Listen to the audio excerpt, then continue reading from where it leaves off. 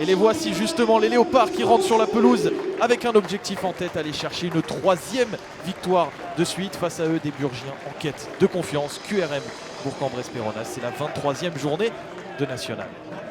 Et on va s'attaquer avec eh bien, la compo. On a commencé à en parler alors que l'ambiance monte tout doucement. Voilà, la compo de Quevilly-Rouen avec, on l'a dit, Traoré absent pour blessure. C'est NDI qui prendra donc le lead en attaque. Sinon, c'est du classique. NJK, le capitaine, Atanga. Et puis les trois de devant avec Bouneb remplacé au centre de ce milieu de terrain. Ouais, Fabien Valéry a trouvé une bonne formule avec ce 4-2-3-1. Et puis surtout, vous l'avez dit en préambule, ce remplacement d'Ismaël Bouneb, je trouve qu'il est un peu plus à l'aise, qui aime se retrouver entre les espaces, qui aime faire le lien entre son milieu et son attaque, son milieu et sa défense. Et donc, c'est à l'électron libre. Et je pense qu'il a trouvé la juste mesure, il a trouvé la bonne vitesse de croisière pour ce championnat national. Donc, effectivement, c'est une bonne trouvaille de la part de Fabien Valéry. Et la deuxième composition d'équipe, celle de Bourg-Péronnas, voilà, avec une sorte de 3-5-2. Pareil, là c'est du classique, la défense à 3, les deux pistons, Kouaté, Las Palais. Bodmer sera dans le cœur du jeu avec Meyer Slimani. Et devant, Bezic, Logbo. Là on est sur quelque chose de beaucoup plus classique, on l'a dit, l'absence de Nathan Vitré. Oui, à part l'absence de Nathan Vitré, c'est vrai que c'est du classique. Et puis surtout, moi j'ai une attention particulière parce que Élisée Logbo, c'est vrai que j'ai vu évoluer du côté du HAC, notamment en Ligue 2. Et je suis content de voir qu'il prend une place de titulaire ce soir parce qu'il a eu que des bouts de match jusqu'alors. Et c'est vrai que ses entrées étaient intéressantes. Donc on va voir comment il va se comporter ce soir en tant que titulaire.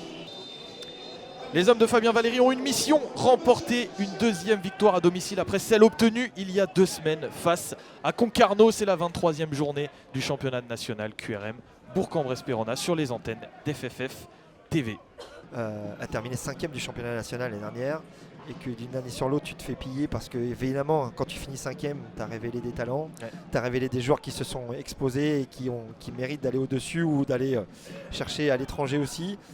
Et derrière tu joues ton maintien en championnat national. Attention. Ouais, attention à cette action, il y a petit cafouillage. La reprise de volée, elle était belle, cette reprise de Meyer, c'est pas terminé. Le ballon qui va arriver sur la tête de Bezic. Et l'ouverture du score de Bourg-Péronnas qui vient sécher les espoirs de QRM après 6 minutes de jeu. Ça fait 1-0 pour l'équipe visiteuse.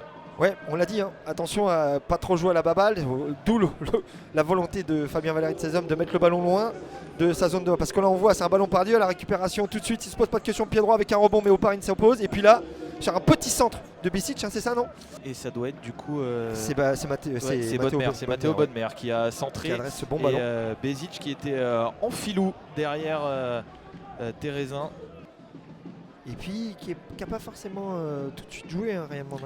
Mais par contre qui enchaîne depuis c'est sa 6e titularisation de suite. Exactement, il est monté crescendo, il a pris la température du championnat national qui est exigeant, on ne cesse de le répéter, mais la preuve, hein, et je trouve que pour l'instant il a trouvé un peu le... Ah, voilà. Le voilà justement, Mandangué qui va pouvoir enchaîner. Voilà. Oh qu'il est beau ce but de Mandangué, de cette frappe pied gauche en demi-volée. Il redonne le sourire aux supporters Quevilly et ça fait un partout après 34 minutes de jeu. Je ne sais pas si c'est logique l'égalisation, mais elle va faire du bien aux hommes de QRM. On voit bien cette incertitude avec les 3 défenseurs. Et lui, sans se poser de questions. Quelle est belle cette frappe. Pied gauche, sous là-bas. De Ryan Mandangué. À Teddy Boulendi. Elle est sublime. Voilà, vous en parliez David, les jambes de feu, là c'est une frappe de feu. Ouais, puis ça va le rassurer. Il va pouvoir reprendre son couloir, dévorer les espaces comme il sait le faire à l'accoutumée. C'est pour ça que je le trouve un petit peu timoré. Et voilà, il s'est rassuré, il va pouvoir commencer son match. Clairement.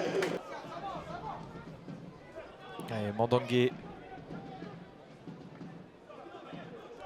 Ouais, voilà, vous parliez de ses jambes de feu. Et là, il est en train de percer toute la défense. Il est parti en solitaire, Mandangué, pied droit. Oh, l'exploit solitaire de Mandangué qui est définitivement rentré dans son match et qui en 10 minutes vient claquer un doublé et redonner l'avantage à QRM. Ça fait 2-1 à la 40e minute de jeu. Mais ce qui fait la force de Mandangué, on le voit là, c'est d'aller percuter, il s'en fout, s'il y en a 2 ou 3. Voilà, petite erreur technique, mais qui tout de suite il se remet sur ses appuis, intérieur pied droit sans se poser de questions. Un peu à l'image du but de Soumaré la semaine dernière en Ligue 1 où il est en totale déviation, en total déséquilibre. Il va mettre le ballon dans le petit filet opposé. Et voilà, mais c'est sa marque de fabrique. Lui, il a raison. Voilà, ouais, attention à ce ballon. Oh, la trajectoire, il faut la lire correctement. Oh, c'était très risqué. Attention, le ballon est encore en train de traîner devant. Mais attention à cette lecture de balle. Et c'est sur ce dégagement que s'arrête cette première période. 2-1 pour QRM avec une mi-temps à double face. Non mais c'était sûr. Ouais, Bouneb pied droit qui va chercher le second poteau. Et ouais, il s'est bien détendu. Il a failli être un tout petit peu court. Ouais. Merci les gants. Ouais. Et ça a été bien défendu par Magasuba. Oh, attention à cette récupération. C'est du 3 contre 2 là. Ouais. Et là, ça peut être dangereux avec Ndiaye sur le côté gauche. La frappe, elle est belle, c'est pas terminé.